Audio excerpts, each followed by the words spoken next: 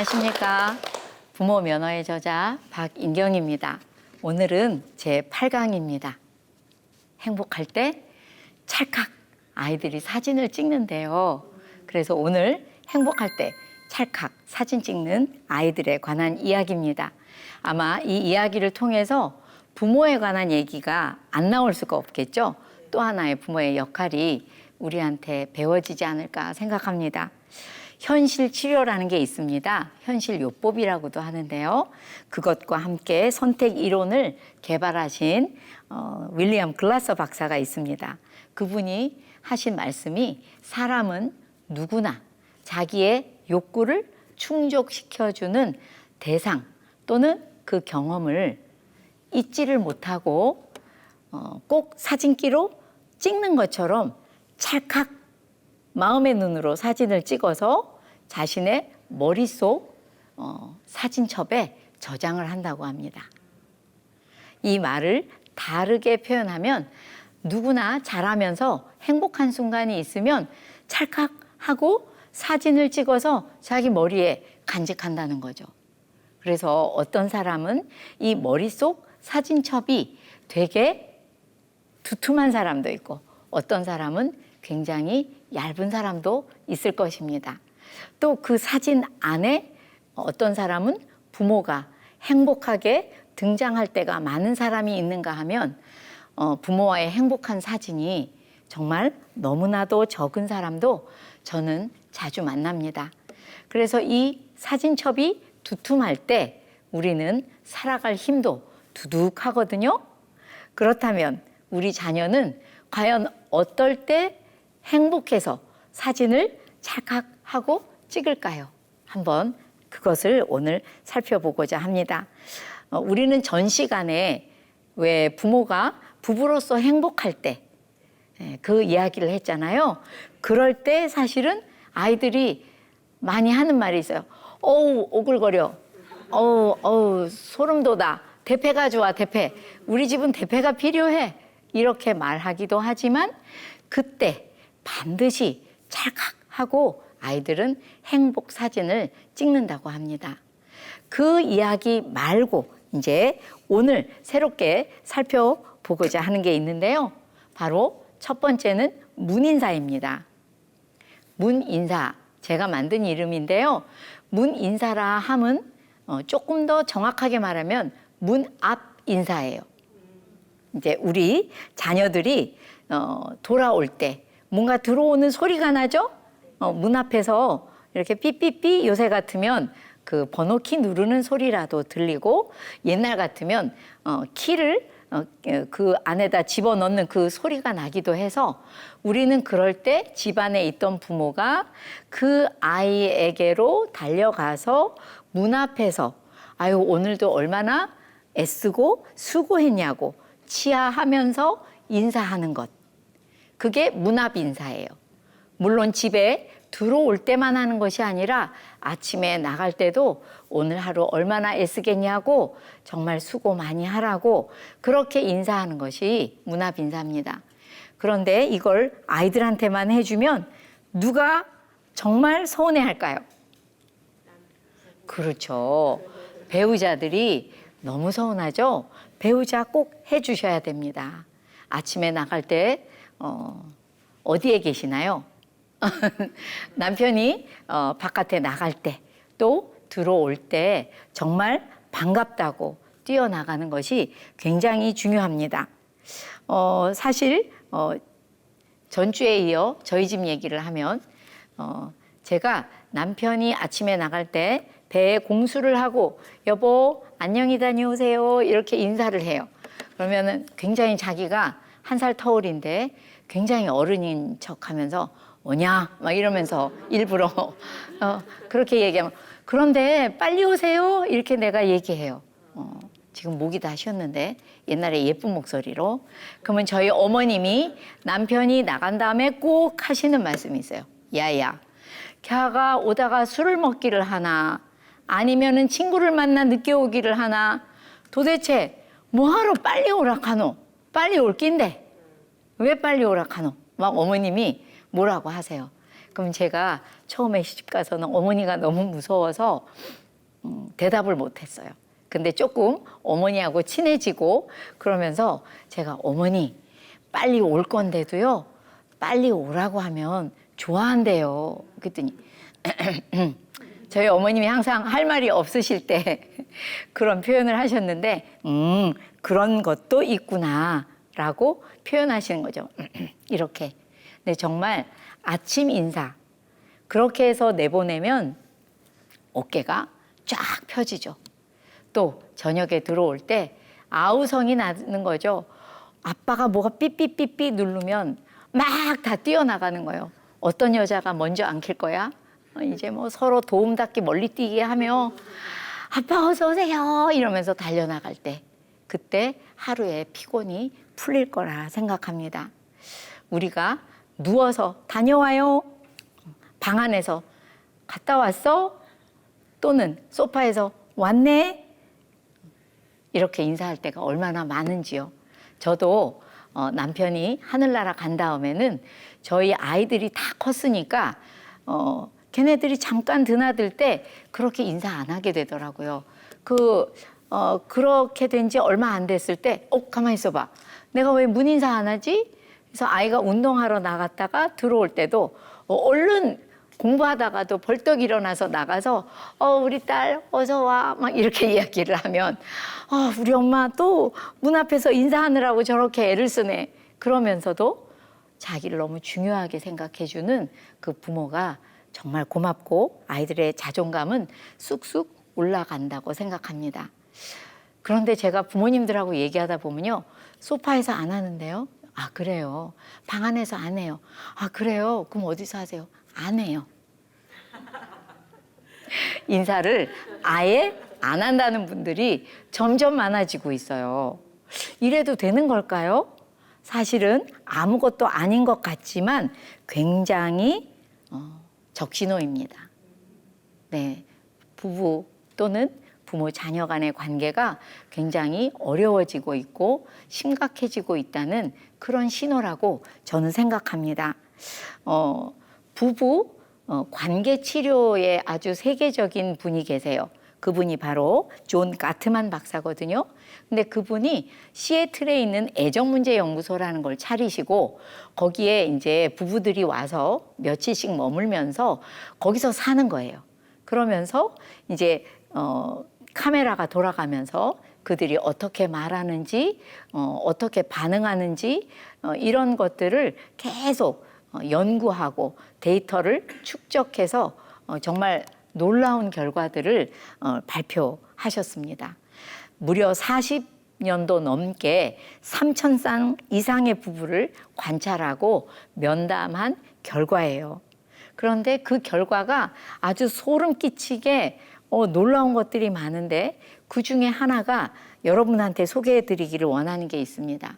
부부 사이가 뭐 아침에 뭐 직장을 나가시건 어쨌건 다시 만날 때 그때 처음 3분간의 대화를 어떻게 했냐에 따라서 그 이후의 시간에 96%의 확률이니까 거의 100%잖아요. 96%의 확률로 다툴 건지 안 다툴 건지 다툼의 결과가 어떻게 끝날 것인지를 예측할 수 있대요. 이 말은 무슨 말일까요? 이 처음 만나서 3분간의 대화 또 반응이 엄청 중요하다는 것이죠. 그 이후의 시간을 좌지우지한다는 그런 연구 결과가 되겠습니다. 저도 부부들을 많이 대하고 부모들을 많이 대하다 보니까 정말 부부가 처음 만났을 때의 그 인사, 그때의 반응 이것이 얼마나 중요한지는 알겠는데 정말 그냥 알고만 있었던 것을 이렇게 연구 결과가 나오고 나고 또 제가 그것을 알고 나니까 정말 문합 인사는 정말 중요하구나라고 생각하게 되었습니다. 저도 겪어보니까 조금 제가 마음이 안 좋은 날도 문인사를 잘 하고 나면 문인사를 하고 났는데 갑자기 바로 험악해지는 분위기가 된다거나 아니면은 막 서로 고성이 오고 가는 그런 일은 정말 절대 없더라고요. 네. 그래서 정말 이 문 앞 인사는 굉장히 중요합니다. 문 앞에서 그렇게 인사해 줄 때 되게 행복하시겠죠? 그죠? 누구라도 문 앞 인사를 받으면 반갑고 즐겁습니다. 그런데 이 그냥 나한테 와서 어서 오세요. 아이고 애썼지 이렇게 말하는 게 반갑고 즐겁기만 하는 것 그 이상의 무엇이 있어요. 메시지가 있는데 그게 뭐냐면 바로 이 집에서 너는 정말 소중한 아이야. 이 집에서 당신은 정말 중요한 사람이에요. 라는 메시지가 그 안에 들어있어요. 왜? 누워 있어도 되는데 일어나고 그냥 왔어요? 이래도 되는데 밝은 얼굴로 반갑다고 인사하니 얼마나 많은 중요한 메시지가 담겨서 가는지 모르겠습니다. 친정 아버지께서 저한테 해주신 얘기를 하나 소개할까 합니다. 저희 아버님이 지금 생각해보면 일제시대 때 분이시고 또 일제를 지나시다 보니까 일본 사람들하고 많이 사셔서 정말 극도로 일본 사람을 미워하기도 하시지만 동시에 그들에게 우리가 참 배울 것이 많다라고 늘 얘기하곤 하셨어요. 그런데 하루는 저한테 제가 한 8살이나 됐을까요? 9살이나 됐을까요? 아직 어린 저를 부르셔서 이런 얘기를 해주셨어요. 인경아, 일본 여자들은 말이다. 이렇게 얘기 시작하시는데 우리 아빠는 여자를 좋아해서 오늘도 또 여자 얘기를 하시는구나. 약간 이렇게 방어막이 이렇게 올라오고 있었어요. 근데 아버님의 얘기를 들어보니 이런 얘기입니다. 일본 여자들이 글쎄 남편들이 하루 종일 수고하고 집에 들어왔을 때 집에 들어온 그 남편을 어떻게 맞이하냐 하면 말이야 이러면서 얘기를 하시는데 들으시는 분들이 이 시대 차이를 감안하고 들어주셔야 돼요. 그때 이제 지금도 약간 그렇지만 일본 사람들 집이 다 이렇게 미닫이죠. 그래서 미닫이로 돼 있는 문 앞에 남편들이 들어오는 소리가 들리면 바로 가서 무릎을 꿇고 앉아서 그 미닫이 문을 열면서 거기다 대고 인사를 하면서 당신 오늘도 우리 집 온 식구를 위해서 너무 수고가 많으셨어요 라고 인사를 한다는 거예요. 그리고 나서 일어나서 그 남편의 가방도 들어주고 또 이렇게 남편하고 함께 식사도 준비해서 같이 식사를 한다는 이야기를 하셨어요. 사실은 그 나머지 내용도 되게 자세하게 얘기하셨던 기억이 있어요. 그러니까 뭐 음식 준비를 다 하고 기다린다는 얘기도 하셨고 그런 단정한 그 모습으로 맞이한다는 얘기도 있으셨어요. 그러니까 제가 더 반감이 올라왔겠죠. 여자가 뭐 무릎을 꿇고 앉아서 문을 열어줘야 되고 지금 우리 아버지 무슨 얘기를 하시는 거야. 우리 아버지 맨날 저런 얘기만 해. 막 이렇게 생각하고 듣고 있었어요. 그런데 그 다음 저희 아버님 이야기는 정말 들을 만한 이야기였어요. 그런데 말이다, 인경아, 생각해봐라.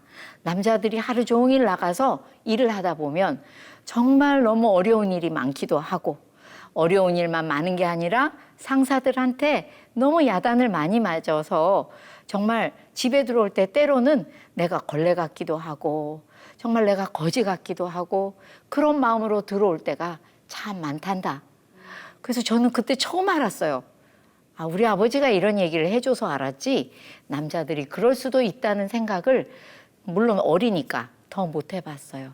근데 그 얘기를 하시더니 그런데 그 남편이 내가 꼭 거지 같다가 집에 들어왔는데 내 아내가 왕 같은 대접을 해주니 그날 저녁 하루 푹 아내와 집에서 쉬고 나면 내가 다음날 그러니까 그 일본 남자들이 다음날 아침에 출근할 때는 정말 왕 같은 마음이 되어서 출근을 할 수 있단다. 이렇게 이야기하셨어요. 그러면서 사실 그때는 저희 나라가 얼마나 못 살았는지 정말 방글라데시만큼 못 살았어요. 그리고 일본이 얼마나 잘 살았는지 세계 경제 3위에 속하는 그런 나라이기도 했어요. 그러니까 정말 차이가 어마어마하게 났을 때죠. 저희 아버님이 이렇게 얘기하셨어요. 일본이 저렇게까지 경제 대국으로 발전을 한 데는 여러 가지 이유가 있지만 그중에 내가 볼 때는 남자가 아닌 남자를 세워서 내보내는 여자들에게 그 큰 원인이 있다고 나는 생각한다 하시면서 인경아 너도 꼭 기억해야 돼 라고 이야기하셨어요. 근데 제가 정말 신기한 게 도대체 얼마나 오래된 거예요. 반세기 전 얘기인데 반세기가 더 됐네요. 반세기 전 얘기인데 제가 그 아버님이 하신 말을 토시도 하나 안 빼놓고 그대로 기억하고 있어요. 더 신기한 건 제가 결혼을 했는데 어느 날 문득 생각해 보니 제가 그렇게 문 인사를 하고 있는 거예요. 너무 수고했다고, 오늘 또 아침에 나갈 때는 오늘도 수고 많이 하시라고, 고맙다고. 그걸 문 앞에서 인사를 하고 있는 저를 보고 저 자신이 너무 놀랐어요. 근데 신기한 것은 아이들한테 아빠한테 인사하라고 해본 적이 없는데 제가 인사를 잘하니까 아이들도 어려서부터 아빠 그러고 무슨 저희 어머님이 책에 써놨지만 저희 어머님이 야 너희 아빠가 아침에 나갔다가 지금 몇 시간 만에 다시 오는데 남들이 보면 몇십 년 만에 만난 이상가족인 줄 알겠다고 저희 어머님이 말할 만큼 반갑게 맞이하는 일들이 그냥 자연스럽게 일어나고 있었습니다. 여러분 문인사는 가정의 기본기예요. 부부의 기본기, 부모 자녀 간의 기본기입니다. 왜 스포츠 스타들 보면 잘 하다가 어느 날 갑자기 잘 안 될 때가 있죠. 그러면 그 사람들이 뭐 해요? 기본기로 돌아가서 계속 단순한 그 작업을 하면서 어느 날 또 보면 훨씬 기량이 올라와서 자신의 옛날 실력이 또 나오는 그런 모습들을 보잖아요.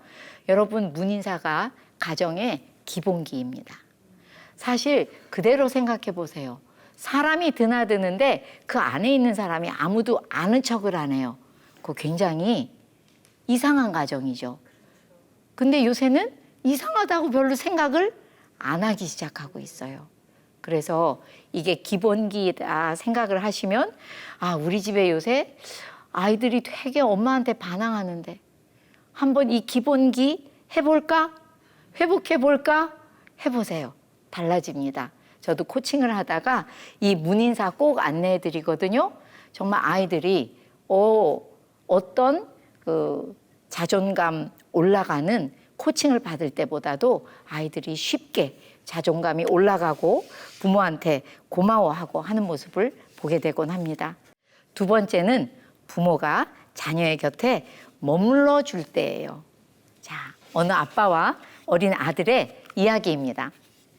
어느 아빠가 어린 아들을 데리고는 처음 낚시를 갔어요. 아빠 혼자 가다가 아들을 데리고 처음 낚시를 갔대요.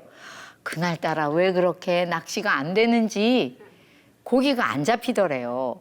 너무 재미가 없더래요. 아빠가 집에 가고 싶더래요. 그런데 애가 너무 좋아해서 그냥 같이 좀 있다가 왔답니다. 근데 아들은 처음 갔어요. 아빠랑 낚시도 배웠죠. 낚시터는 이렇게 생겼구나. 처음 봤죠. 거기다가 아빠랑 뭐 맛있는 것도 먹었죠. 너무 행복했어요. 그래서 아빠는 집에 돌아와서 이렇게 일기장에 썼대요. 정말 지루하고 힘든 하루였다. 아이의 일기장엔 이렇게 써 있었답니다. 오늘 정말 최고의 날이었어. 이런 이야기가 있어요.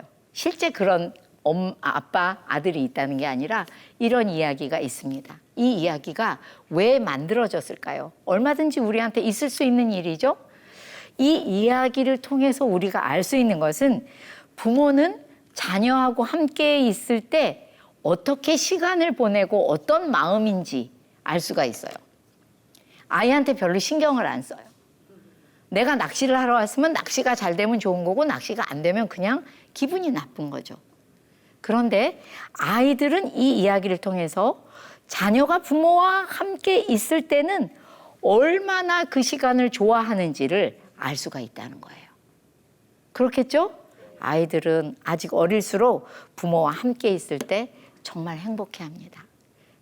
그렇다면 부모는 그럼 뭐 자녀하고 맨날 낚시를 가야 돼요? 어떻게 해야 돼요? 자녀하고 어떻게 시간을 보내면 잘 보내는 걸까요? 어린아이하고 아이들이 사춘기쯤 컸을 때가 되게 다른 줄 아세요. 부모가 아이한테 어떻게 해야 하는지를. 근데 알고 보면 굉장히 비슷해요. 아이들이 우리 옆에 있을 때, 자녀가 내 옆에 있을 때 걔가 행복한지 볼 수 있는 눈이 있으셔야 돼요. 너무 간단하죠? 얘가 행복해하나? 보실 수 있는 눈이 있어야 되고요. 나는 그 아이와 함께 있을 때 내가 행복해하고 있나? 뭐 막 엄청 행복해하진 않아도 내가 이 아이가 내 앞에서 행복해할 때 나도 행복한지를 생각해 봐야 한다는 것이죠. 물고기가 안 잡혔어도 내 곁에서 나하고 함께 있는 것만으로도 너무 즐거워하는 아이가 있다면 그걸 보고 부모도 함께 즐거워해야 한다는 얘기가 되겠습니다. 사실 이거는 굉장히 간단한 문제예요. 그런데도 중요한 얘기입니다. 용감한 육아라는 책을 쓴 에스터 워지츠키라는 사람이 있어요. 이분이 얼마나 유명하고 그 아이들을 기르는 면에 있어서 가르쳐 주시는 게 뛰어난지 정말 실리콘밸리의 거물들이 전부 이분한테 가서 아이를 어떻게 키우는 거냐고 배우고 있는 정말 우리나라에선 그렇게 유명하진 않으신데요. 되게 유명한 사람입니다. 이분이 그 책에서 용감한 육아라는 책에서 하고 싶은 얘기를 한 줄만 뽑아라 하면 이 얘기예요. 내 옆에 있는 아이가 행복한지 보라는 거예요. 왜 안 보냐는 거죠. 그러면 우리나라 엄마들은 이런 얘기도 잘하세요. 봐도 모르겠어요. 그런 엄마도 많으세요. 그러면 제가 얼른 대답해요. 봐서 모를 때는요, 물어보면 되잖아요. 아들, 엄마하고 지금 여기서 이거 하는 거 행복해? 어때? 물어보시면 알 수가 있잖아요. 그것이 자녀를 양육할 때 가장 기본에 깔려 있어야 한다고 에스터 워지츠키는 이야기하고 있습니다. 이렇게 아이 옆에서 아이가 행복한지 보고 있는 부모, 되게 한가한 것 같죠? 네, 한가해야 돼요. 뭘 막 너무 하려고 하지 마시고 정말 한가해야 돼요. 그런데 또 하나가 있습니다. 해야 되는 게, 아이는 지금 뭘 가지고 저렇게 행복해하고 뭐에 흥미가 있고 뭐에 관심이 있는지를 자꾸 보시는 눈이 있어야 돼요. 그래서 나하고 같이 낚시를 왔지만 낚시하는 걸 좋아하는 건지, 아니면 물고기에 관심이 있는 건지, 아빠하고 같이 타고 온 자동차에 관심이 있는지, 아니면 나하고 얘기하는 것을 좋아하는지, 그것을 잘 살펴보아야 된다는 거예요. 살펴보셔야 돼요. 어디에다 자꾸 맡겨서, 돈 주고 맡기셔서 얘 재능이 뭔지 물어보지 마시고 내 옆에서 행복하게 있을 때 무엇에 더 관심이 있는지, 흥미가 있는지 보셔야 되고, 그런 것을 관찰할 수 있는 능력은 부모가 이 땅에 있는 어떤 사람보다도 최고로 높다는 것을 아셔야지 돼요. 그래서 정말 그 시간은 자녀와 사귀는 시간이고 자녀를 알아가는 그런 시간이 되어야만 합니다. 그릿이라는 책이 있어요. GRIT. 뭔가 정신적으로 끈질긴 것을 그릿이라고 하거든요. 견뎌내는 힘. 근데 이 책을 쓴 또 이분도 여자분이에요. 엔젤라 더쿠어스라는 사람은 자기는 자기 생각에 되게 큰 일을 할 것 같은데 자기 아버지가 넌 머리가 안 좋아서 이 말을 많이 하셨대요. 그래서 이 사람이 거기에 목이 말라서 성공을 언제 할 수 있는지를 열심히 연구했어요. 성공 심리학을 연구했어요. 그래서 만든 책이 그릿입니다. 그런데 결과가 뭐냐면요. 성공은 타고난 IQ, 타고난 재능, 환경 이런 것보다도 자기 안에 절대 포기하지 않는 그 끈질긴 태도가 성공을 하게 하더라는 것을 이분이 밝혀냈어요. 연구를 통해서 아주 굉장히 많은 연구를 해서 자료가 어마어마합니다. 그래서 이분이 뭐라고 이야기하냐면요. 부모들이 너무 자녀의 열정과 관심이 안 보인다고 한대요. 왜 안 보이나 보면은 부모의 열정과 관심이 너무 많아가지고 내 아이는 이렇게 길러야지, 얘는 이런 게 못마땅하니까 이거를 바꿔서 저렇게 길러야지, 이런 부모의 열정, 부모의 관심이 너무 뜨겁다 보니 자녀의 열정과 관심은 보이지도 않더라는 거예요. 그런데 오늘 이야기하는 그냥 자녀 곁에 행복하게 머물러주는 그 부모한테는 이 자녀의 열정과 관심이 보이게 된다는 얘기를 하고 있습니다. 그러면서 마지막으로 무슨 얘기를 그 책에서 하냐 하면요. 부모는 자녀에게 식물이 필요로 하는 흙과 같아야 된다고 이야기하세요. 그 흙은 야, 너 삐뚤어졌어. 똑바로 해야지. 막 가지를 자르거나 그러지 않죠? 그런데 영양분을 가지고 있고 수분을 가지고 있다가 그 식물에게 그것을 줄 때 이 식물은 그냥 태양을 향해서 막 자라잖아요. 그것처럼 우리 아이들도 부모가 따뜻한 흙과 같이 그 곁에 있으면서 아이의 관심과 열정이 뭔지를 봐주고 지지해주고 그럴 때마다 아이들은 자신의 관심과 열정을 찾아서 마구 자라는데 그것이 성공을 반드시 보장하진 않지만 매우 성공할 확률이 높더라라는 이야기를 책에서 하고 있습니다. 정말 우리 아이들 곁에 부모가 할 일 없이 머물러 있는 것 같을 때 그렇게 가만히 있어도 돼요? 할지 모르지만 아이가 행복한지 보고 교감하고 또 그 아이가 뭘 좋아하는지 보면서 지지해 주면서 계시는 것이 결국에 그 아이를 성공하게 한다는 이야기를 하고 있습니다. 찰칵 사진 찍겠죠? 네. 좋아서. 네.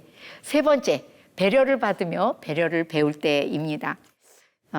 부모 학교가 아주 오래된 그때 부모 학교였는데 아주 예쁜 아기 엄마가 있었어요. 근데 딸을 또 낳으셨는데 아기도 또 그렇게 예뻐요. 근데 아주 늦게 이 딸을 낳았기 때문에 굉장히 귀하게 여겼어요. 근데 이 아이가 유치원에서 올 때 커다란 버스를 타고 오는데 아이가 문이 쫙 열리면 엄마를 바라본 다음에 엄마! 그리고 너무 반가워서 웃다가 엄마도 반가워서 어서 내려와. 그러면 애가 울기 시작한다는 거예요. 그래서 선생님 정말 궁금해요. 애가 왜 울까요? 그래서 그걸 왜 저한테 물어봐요? 애한테 왜 우냐고 물어보면 되는데 제가 자주 하는 말이에요. 왜 애한테 얘기 안 물어보시고 저한테 묻는지 저는 너무 이상할 때가 많거든요. 그래서 하여튼 저한테 말씀을 충분히 해보세요. 그랬더니 이런 얘기예요. 아이가 아직 어리니까 그 커다란 버스는 이렇게 높잖아요. 층계가. 그런데 엄마를 딱 만나면 너무 반가운데 내려오래. 빨리 내려오래요. 그러니까 여기 내려갈 생각에 너무 겁이 나서 울었던 거더라고요. 그래서 제가 이렇게 얘기했습니다. 왜 그렇게 빨리 내려오라고 하세요? 그랬더니 원아들이 거기 너무 많아서요. 저기 기사 선생님이 너무 힘들 것 같아서요. 빨리빨리 내려야 될 것 같았어요. 기사님을 배려하는 거죠. 그래서 제가 이렇게 말씀드렸습니다. 누군가를 배려하고 싶고 내 자녀에게 배려를 가르쳐주고 싶으시다면 그게 배려처럼 좋은 무엇이라도 먼저 자녀에게 배려를 베풀어서 자녀가 그 달콤한 배려의 맛을 보고 배려가 이렇게 좋은 거야? 라고 생각할 때쯤 배려를 가르쳐 주셔도 전혀 늦지 않다고 이야기했어요. 사실 배려를 받을 때 기쁨도 아직 모르는데 배려를 자꾸 가르치는 부모님들을 제가 너무 많이 만나기 때문에 이거를 여기다 집어넣은 거예요. 잘 가르치려고 하신 거지만 아이들은 아직 배려가 얼마나 깊은지 모르거든요. 그런데 자꾸만 배려하라고, 남을 배려하라고 하니까 아이들은 어떻게 생각하냐 하면 배려 그거 너무 힘든 거네. 배려 그거 너무 기분이 나빠지는 거야, 항상. 이렇게 생각하기 쉽다는 거예요. 그래서 좋은 것을 가르쳐 주고 싶으시면 아이에게 먼저 해주시라고 말씀드리고 싶습니다. 그럴 때 아이들은 찰칵하고 사진 찍죠. 문이 열렸어요. 엄마 그러고 좋아할 때 아무개야 그래 왔구나. 그래 어디 내려와 볼까? 손을 잡아주고 천천히 내리고 또 집에 갈 때도 행복하게 이야기하고 맛있는 거 먹고 집에 가고 그렇게 1, 2년이 흐르면 아이가 키도 크고 다리에 힘도 생길 때는 아저씨가 얼마나 바쁘겠니? 우리 조금만 빨리 내려올 수 있겠어? 라고 해준다면 아이는 그동안 엄마도 기사 아저씨도 나를 기다려준 거구나 라고 저절로 배려를 배울 것입니다. 네 번째, 부모의 생각이 아닌 자녀의 감정을 읽어줄 때 아이들은 행복해서 착각하고 사진을 찍는다는 거예요. 그래서 감정의 홍수이론이라는 것이 있습니다. 이건 뭐예요? 그림이 아주 거창하죠?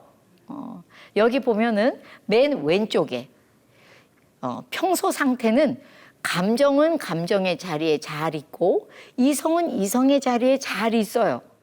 뭐 그렇게 아주 요동치는 그런 게 없습니다. 근데 사람이 어떻게 이렇게만 살 수가 있어요? 그렇지 않아요. 많은 교육 심리학도 이 상태에 해당되는 연구를 많이 하셨지만 사실 알고 보면 사람이 감정이 확 나빠져서 순식간에 이 밑에 있던 감정이 훅 올라올 때도 우리는 얼마나 많은지 몰라요. 그때를 감정이 올라올 때 막 1년 365일 걸려서 올라오지 않죠? 정말 몇 초 안에 기분이 확 나빠지면서 감정이 훅 하고 올라왔더니 이성의 자리까지 다 차지해버려서 감정이 막 요동치고 생각도 없는 사람처럼 화를 내기도 하고 이런 모습이 있을 수 있어요. 감정의 홍수 상태라고 합니다. 그런데 이 감정의 홍수 상태를 해결하고 나올 수 있게 해줄 수 있는 게 딱 하나 있는데 뭐냐면 누군가 그 사람 옆에서 마음을 알아주고 감정을 읽어주면 그때마다 한마디 말을 듣고 그렇게 되진 않지만 뭔가 한 번 말을 들을 때마다 감정이 가라앉아서 여러 번 내 마음을 알아주는 이야기를 듣고 나니까 갑자기 감정이 잘 가라앉아 제자리에 들어가고 그러니까 원래 이성의 공간에는 이성이 잘 작동하게 된다는 거예요. 그래서 마음을 알아주고 나니까 내가 생각해보니 내가 조금 아까 너무 과하게 행동했나? 너무 과하게 표현했나? 하는 생각도 하게 된다는 거죠. 이 감정의 홍수 이론을 통해서 보면요. 우리는 한동안 이성만 중요한 것처럼 배웠을 때가 있었어요. 학교에서. 저 세대 때는 정말 감정은 못 쓸 것처럼 배울 때도 있었습니다. 그래서 이성이 중요하다고 배우지만 사실은 이성이 중요하기에 더욱 여기서 보는 바와 같이 감정의 역할, 감정의 관리가 엄청 중요해요. 우리 아이들 감정을 잘 관리해 주지 않으면 걔네들이 이성적으로 행동하지 못할 때가 많다는 것을 알아야 된다는 말씀을 드리고 싶은 겁니다. 부모들은 자녀를 대할 때 대부분 부모의 생각으로 바라보고 부모의 생각대로 이야기를 하세요. 들어보세요. 여러분이 많이 쓰는 단어인지 아닌지. 예쁘다, 밉다, 부지런하네, 게으르다, 단정하다, 지저분하다, 다소곳하다, 난폭하다 등등 잘 들어보면 전부 부모의 생각이에요. 누가 결정했죠? 내가 결정했죠?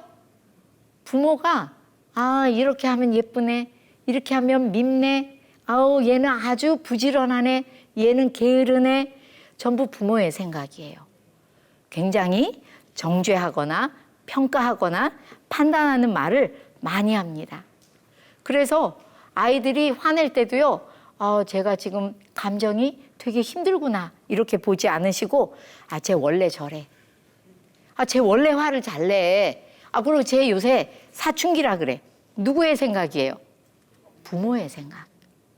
부모의 생각대로 자꾸 말을 하게 됩니다.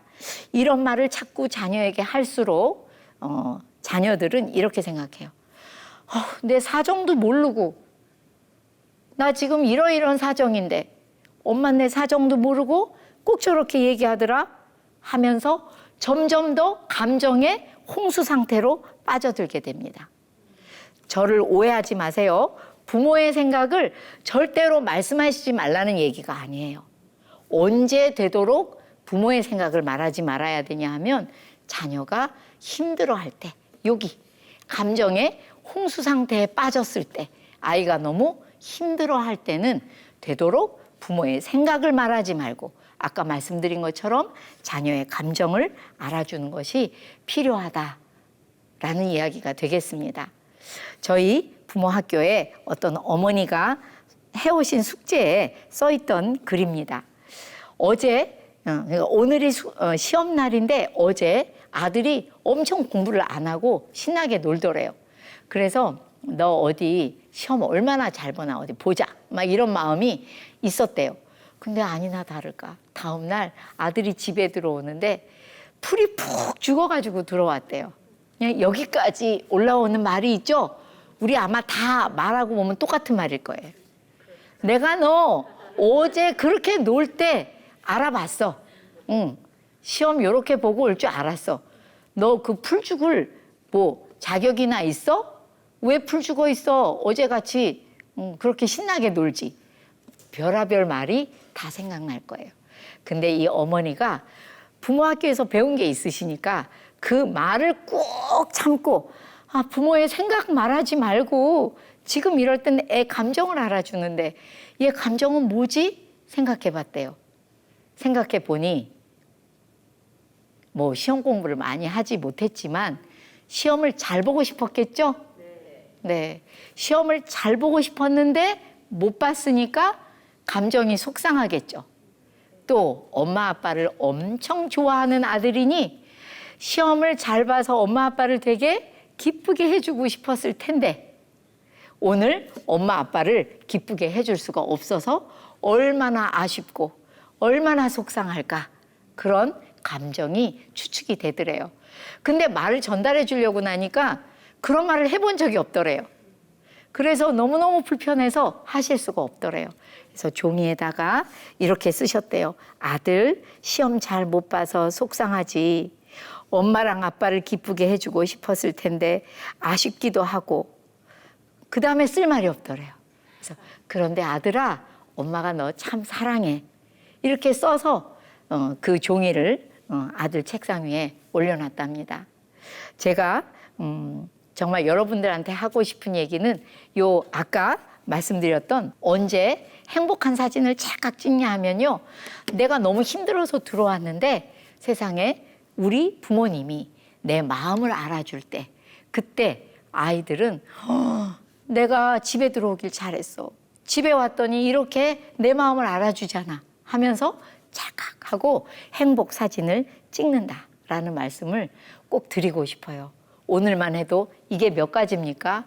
문인사, 부모가 자녀의 옆에 머무르면서 그 아이가 행복한지 보시고 어떤 것에 관심이 있는지 관찰하시고 배려를 해주면서 배려를 가르쳐주고, 또 아이가 힘들 때는 무조건 부모 생각을 말씀하실 게 아니라 자녀 마음을 먼저 알아주어서 감정이, 화가 났던 감정이, 불안했던 감정이 가라앉아서 이성의 공간이 돌아와서 그 아이가 생각하고 그 아이가 문제 해결을 할 수 있게 도와주셔야 한다는 이야기를 하고 있습니다.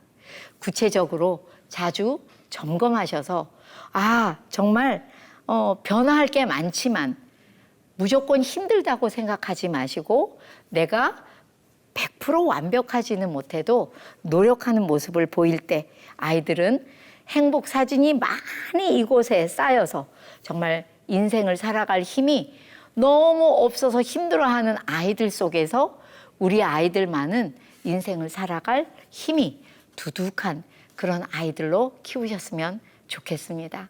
너무 수고하셨습니다. 감사합니다.